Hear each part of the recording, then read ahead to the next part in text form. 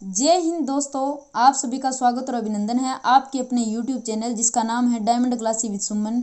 दोस्तों, आज मैं आपको सीईटी के एग्ज़ाम में यानी कि 5 नवंबर 2022 को मॉर्निंग शिफ्ट में जो सीईटी का एग्ज़ाम हुआ है उसमें जो हिंदी के क्वेश्चन पूछे गए हैं उनको सॉल्व करवाने वाली हूँ। इसमें जो सबसे पहला क्वेश्चन पूछा गया था वो था निम्नलिखित विकल्पों में से तत्सम शब्द की पहचान कीजिए। इन्होंने तत्सम शब्द पूछा था लाख, काठ, भ्राता, खेत।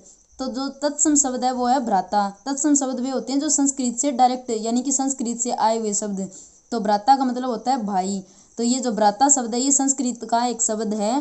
तो ये इसका क्या होगा, राइट आंसर होगा कि ये तत्सम शब्द है। उससे नेक्स्ट क्वेश्चन पूछा गया था घाट घाट का पानी पीना। लोकोक्ति का अर्थ है बहुत प्यासा होना, बहुत अनुभवी होना, बहुत मेहनती होना, अलग अलग घाटों का पानी पीना। तो घाट घाट का अर्थ है कि जगह जगह यानी कि देश विदेश या जैसे भी अलग अलग काम करके जिसने बहुत सारे अनुभव प्राप्त किए हो। तो इसका राइट आंसर क्या होगा, बहुत अनुभवी होना। उससे नेक्स्ट क्वेश्चन पूछा गया था वह कौन सा सर्वनाम शब्द है जो आदर सूचक है और निजवाचक भी है। तो इन्होंने ऑप्शन दे रखे थे मैं, हम, आप, वे। तो जो आदर सूचक शब्द है वो है आप। ये निजवाचक भी है और आदर सूचक भी है। तो इसका राइट आंसर क्या हो जाएगा, आप। उससे नेक्स्ट क्वेश्चन पूछा गया था वाक्य के प्रमुख घटक होते हैं। इन्होंने वाक्य के प्रमुख घटक पूछे हैं। ऑप्शन में दे रखा था उद्देश्य और विधेय, कर्म और क्रिया, कर्ता और क्रिया, क्रम और विशेषण। तो इसका जो राइट आंसर है वो है उद्देश्य और विधेय। यानी कि इसके जो दो प्रमुख घटक होते हैं, वाक्य के दो प्रमुख घटक होते हैं वो होते हैं उद्देश्य और विधेय। तो इसका राइट आंसर क्या हो जाएगा, उद्देश्य और विधेय। उससे नेक्स्ट क्वेश्चन पूछा गया था आम्र वृक्ष समस्त पद का उचित विग्रह होगा। आम्र का वृक्ष, आम्र के लिए वृक्ष, आम्र से भरे वृक्ष, वृक्ष है जो आम्र। तो इस तरह से इन्होंने 4 ऑप्शन दे रखे थे और समस्त पद का उचित विग्रह पूछा था। तो जो आम्र वृक्ष है उसका उचित विग्रह होगा आम्र का वृक्ष, क्योंकि ये क्या है, तत्पुरुष समास का एक उदाहरण है। उससे नेक्स्ट क्वेश्चन था जो व्यक्ति जन्म न ले वाक्यांश के लिए उचित शब्द का चयन कीजिए।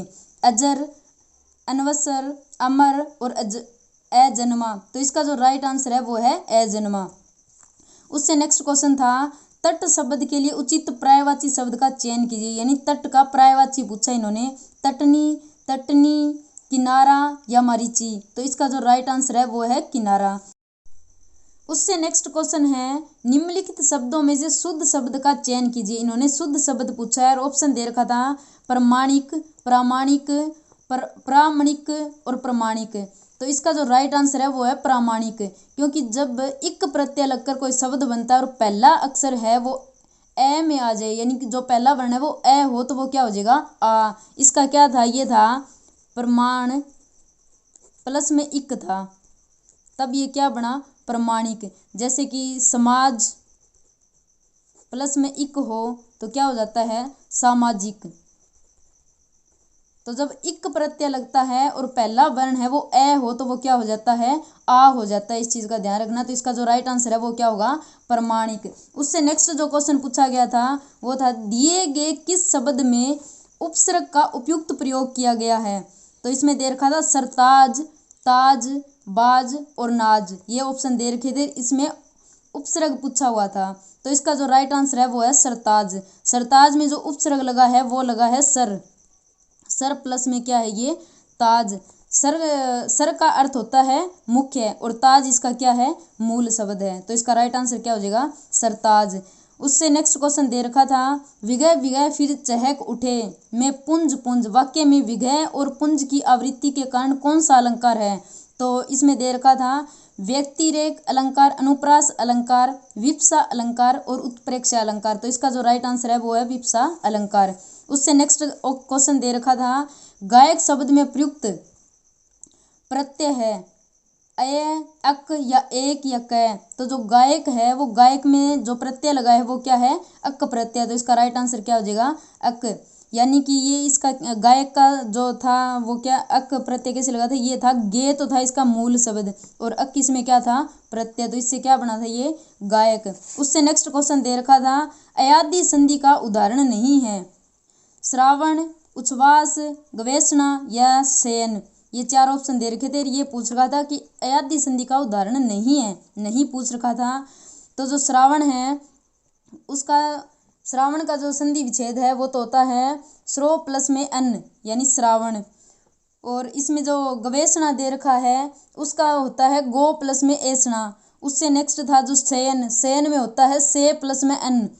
तो इस तरह से ये तीनों ऑप्शन तो क्या थे, अयादि संधि के उदाहरण थे। और जो उच्छ्वास था वो क्या था, इसका उदाहरण नहीं था। तो इसका राइट आंसर क्या होगा, उच्छ्वास। उससे नेक्स्ट क्वेश्चन था, दिए गए किस वाक्य में कारक चिन्ह का सर्वाधिक उपयुक्त प्रयोग हुआ है। मैंने आज खेलने नहीं जाना है, सुबह देर में उठना ठीक नहीं है, यह किताब 230 रुपये में बिक गई, 230 रुपये से बिक गई, ये खिलौने मेरी बेटी के हैं। तो इसका जो राइट आंसर है वो है ये खिलौने मेरी बेटी के हैं।